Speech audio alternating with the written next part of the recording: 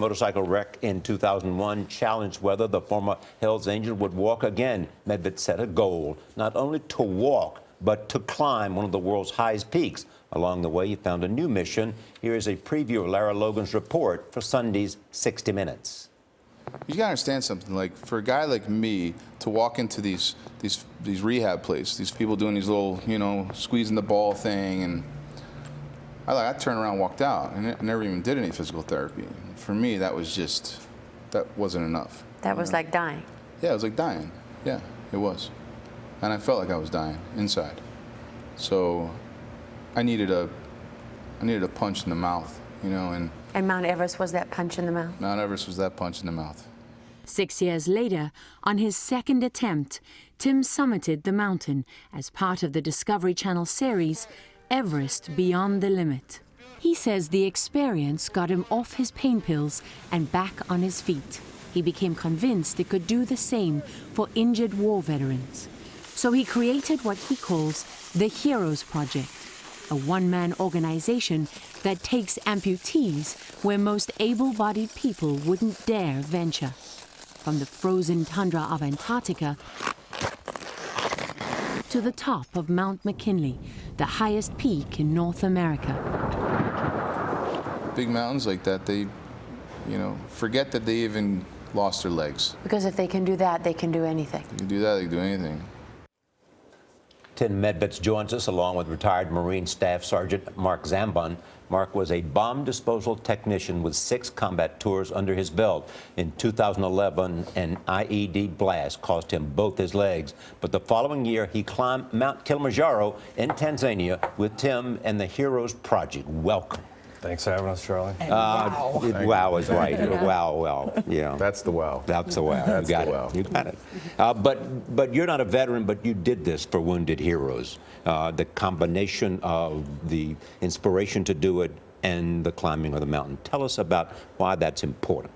Well, I mean, it's important to be a proud American. It's also important to do our part as Americans, and so I've never served, so this is my way of serving those who have served us.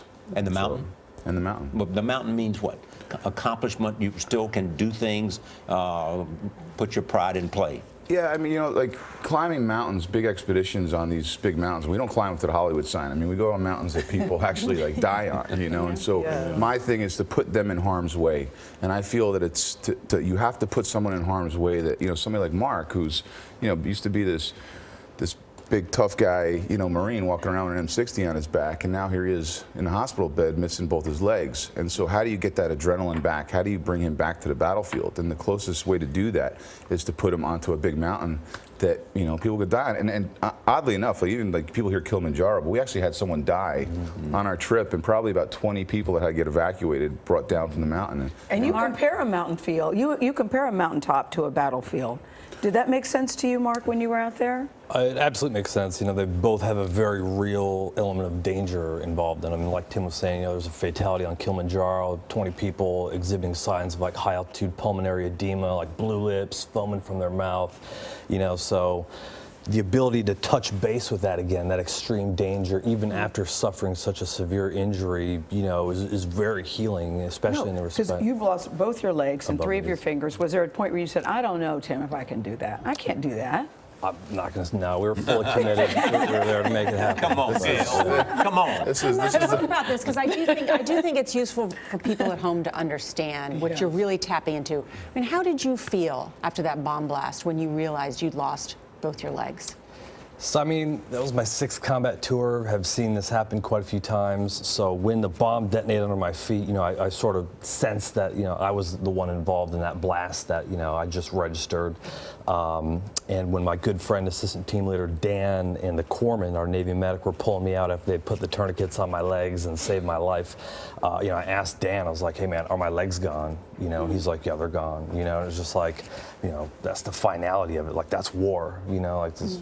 So what's that switch point? I mean, as you know, so many veterans have had a very tough time. All of them have. The switch point between moving forward and doing something like this, being inspired to do something like this, And not giving in to despair. just giving into despair? So I had specific moments in my recovery, like 3 months after, where I was in my wheelchair and I was going to my physical therapy room. I had to push up 2 hills at the Naval Medical Center in San Diego, and I just got my cast taken off, because a bone was broke, and I was struggling to get up the hill. And then this gal stopped her truck at the top of the street, walked down the sidewalk directly towards me with like this sympathetic look in her eyes, and like I knew she was coming to help me out. And she did. She pushed me up the hill in my wheelchair, which was really nice of her. But to go from being a very capable, bomb disposal team leader, motorcycle trips across the country, like living life to its fullest, to a point where I have to depend on total strangers to even get up a small hill, that was like where that it was defined. Where if I go down this path, this injury can very well own my life. But Tim, you had a story where you were behind him on the mountain and you heard people talking about him. Yeah, I mean, people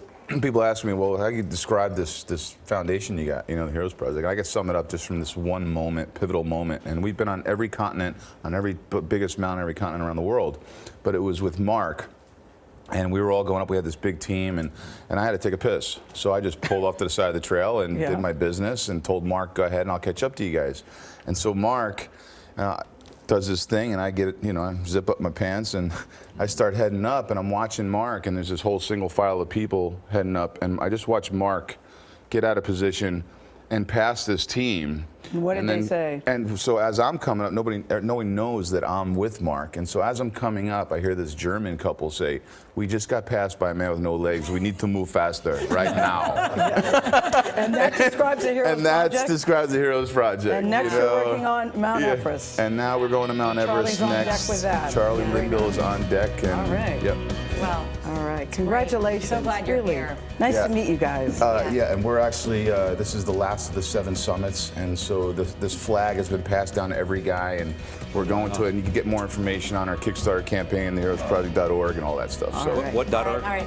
the Kickstarter campaign Kickstarter, we're right, doing right. with the film, and then But the interesting We gotta go, thing, we do have to Charlie. go. we're off. Yeah, Yep, gotcha. yeah. But look, you're going to see more of it on 60 Minutes. We're going to see a whole that's segment. right. Tim Medvetz, Oh, yeah, Mark that 60 Zambon. minute thing. I know. Oh, yeah, a little bit about that. thing. Talking about a lot of people watching TV, and you can see Lara Logan's full report with Tim, Mark, and many other impressive wounded warriors Sunday night on 60 Minutes. That's here on 60-minute CBS. thing.